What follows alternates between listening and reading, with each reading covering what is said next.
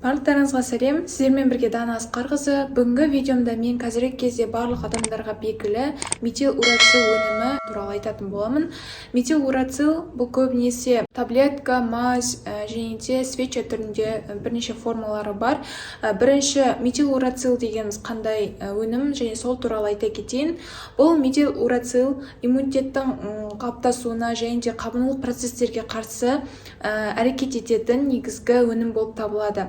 Метилурацилдің негізгі қызметі бұл тіндердің қайта қалпына келуіне көмектесу болып табылады. Бірінші қызметі осы, яғни бұл өлген немесе жойылып бара жатқан тіндердің қалпына келуіне өз әсерін тигізетін болады. Екінші әсері, бұл деп отырғанымыз қабыну процестерінің алдын алады және де иммунитеттің күшеюіне өзіндік әсерін тигізеді. Үшіншісі, бұл деп отырғанымыз қанның жасушаларының түзілуіне және де зат алмасу процесінің жақсаруына өзіндік әсерін тигізіп отырады. Метилурацил негізінен мазь, жаңа айтылдым, таблетка және свеча түрінде бірнеше формалары бар.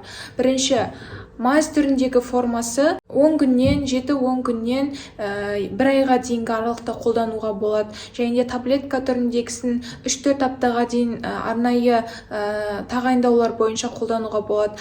Ал жаңа айтылған свеча түрін, бұл көбінесе тікішекте белгілі бір проблема болған кезде, тікішектің қабыну аурулары кезеңінде осы свеча түрін қолданып жатады. Яғни бұл да дәрігердің тағайындау бойынша белгілі бір уақыт көрсеткіш ішінде болады. Және де бұл метилурацил мазьның негізгі қолдану көрсеткішіне қарайтын болсақ, көбінесе мазь түрін қыздар косметологиялық жағынан, косметологиялық аурулар кезеңінде осы метилурацил мазьны қолданатын болады. Одан бөлек, мысалы, стоматологиялық белгілі бір аурулар кезеңінде, белгілі бір жағдай тіндердің жазылу кезеңінде, мысалы, күйік кезеңінде осы жақпа майды қолданатын болады. Ал таблетка түрін бұл көбінесе қабынулық ауруларда және де жүйелі аурулар кезеңінде. Бұл көбінесе дәрігердің тағайындауы бойынша ұзақ мерзімге дейін тағайындалатын болады. Метилурацил негізінен көптеген тері ауруларына ем болып саналады. Яғни олардың ішіне герпес, дерматит және де тілме аурулар және басқа да тері ауруларына ем болып табылады.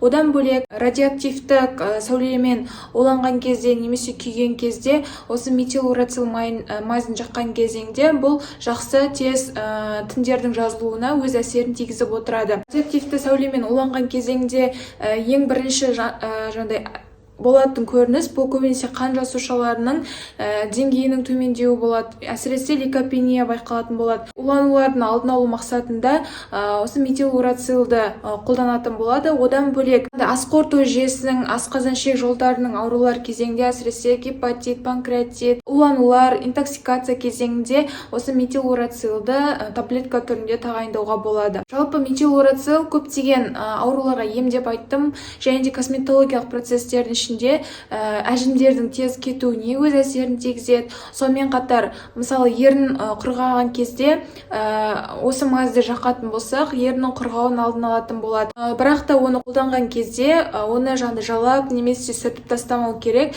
Жаққаннан кейін дәмі онша емес болса да шамалы уақыт ұстаған дұрыс. Сонымен қатар, мысалы, тағы бір әсері кутикулдардың құрғап кеткен кезеңде, мысалы, шынтақтың бойында құрғап қалған кезде, осы кезеңде жақатын болсақ, бұл олардың құрғауын алдын алатын болады. Мысалы, шынтақта кейбір адамдар қара болып тұрады, немесе құрғақ болып тұрады, немесе табандары жарылып кететін болады. Осы кезеңде метилурацилды жағып, оны арнайы салфеткамен орап тастап, түнге қалтырып ертесіне қайтадан көретін болсақ, жарылған жерлердің сызаттардың кеткенін байқайтын боламыз.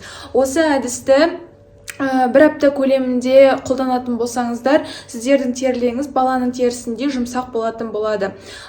Жалпы метилурацилдің негізгі қолданылу көрсеткіштері осындай. Және де басқа да препараттар жайлы білгілеріңіз келетін болса, комментарийға жазып кетіңіздер, мен сіздерге олардың жалпы әсерлері туралы, қандай ауруларда қолдануға болады, сол жайында толығырақ түсіндіретін боламын. Сіздермен бірге болған Дана Асқарқызы және Дана мен денсаулыққа каналы. Егер видеом ұнап жатса, лайк басып, комментарий қалдырып, арнама тіркеліп кетіңіздер.